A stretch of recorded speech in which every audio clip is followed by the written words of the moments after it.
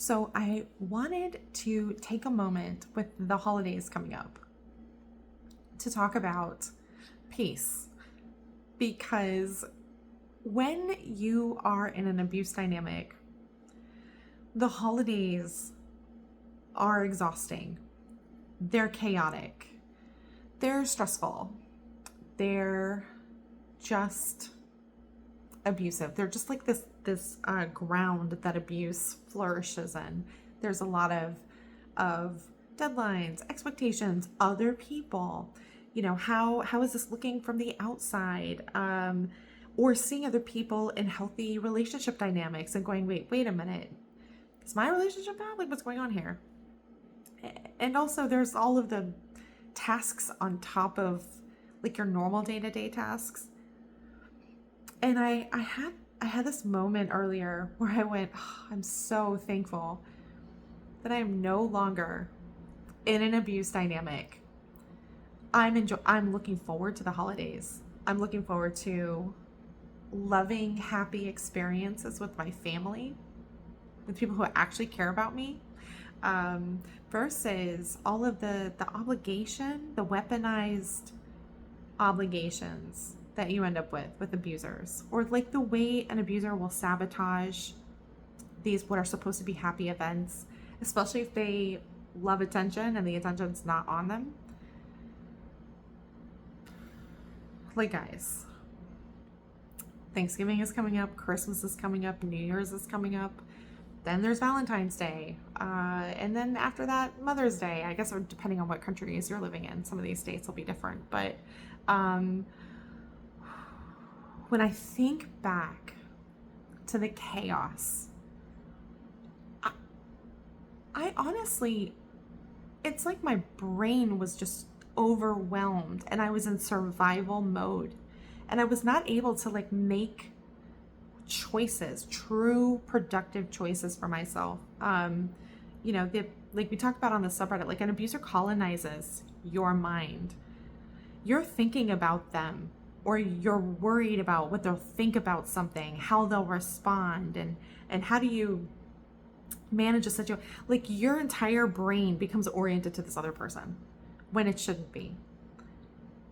And when you get healed, you're oriented, or you have your brain back, and you are the center of your own universe again, instead of this like black hole of a person.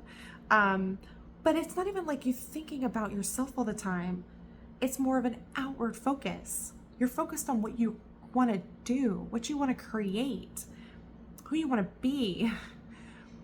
You have the emotional and physical space and energy to sort of look at your life and be moved in a specific direction toward what you want to do, who you want to be. And abusers, they are constantly overriding the victim's sense of reality, particularly about themselves. And they're trying to define the relationship and who owes what. And like, they're very legalistic. Like, it's like, what? Like, guys. And I don't mean that in a gendered way, but just like, people. Normal people find that exhausting. Normal people are not energized by that way of interacting with another person. They find that exhausting, and so like an abuser will wear down your will and your capacity to sort of fight back. Victims will often, think, instead of, oh, we clearly don't have compatible values, or we're not compatible in important ways, they get into the argument of like who's right and how things should be. And the abuser will just wear you down because they enjoy it. They enjoy when you're stressed. They enjoy when you're upset. They enjoy when you're unhappy. It's like a video of the victim of abuse who like shares their drink with the partner, and they end up drinking up the whole thing. And as she's crying, he sounds even happier, Everything is upside down with an abuser. They do not respond to things in a normal way. For example, being grateful and appreciative when you treat them well. They're going to find something to nitpick, and they won't appreciate it. And then they'll demand even more, things that are unreasonable to demand. Again, they are not only the center of their own universe, they're the center of yours. They make themselves the center of yours. But the thing is, they're a black hole, they're not a star. So you've made this black hole the center of your universe, and you can't ever fill a black hole enough for it to be enough. That's why it always escalates. Unless they get old and they get tired or something, you know.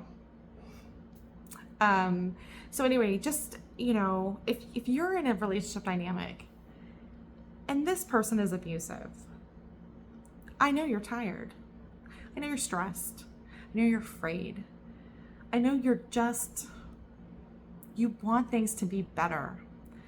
And like maybe you've been trying to make things better for a long time. And I just want to posit giving the gift to yourself of freedom, of peace, of happiness. You deserve those things. And you're not going to get them with a toxic person because they don't know how.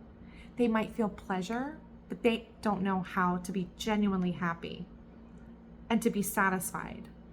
And so water the grass where they are, you know. There's something I posted on the subreddit that I really loved, and I wish I remembered the person's name. But basically they said that in a good relationship, they'll take it for granted. And in a bad relationship, like in a good relationship, they'll take it for granted and think they can do better. And then in a bad relationship, they don't want to leave because they're afraid it'll be worse. And in my experience, it's the abusers who take it for granted and the victims who often are afraid and think it might be worse. You're not yourself in an abuse dynamic. You don't even have possession of your own mind. This person is trying to make you do things. They don't respect your free will and autonomy. And they wear you down. And you become a person you don't recognize. You become exhausted and tired, sad. There's a reason why when people leave these relationships and are finally able to let go, that they have the biggest glow up. The guys start working out, you know, the girls suddenly look like supermodels. Everybody is lighter and happier. Just remember that is a future for you. A future where you are in control of your life, your mind, your body, your actions. Future where you are peaceful and happy and you are able to connect with people who love you, who actually love and support you, and that you're not meant to live like this. Anyway, I hope this makes sense, and I'll talk to you next time.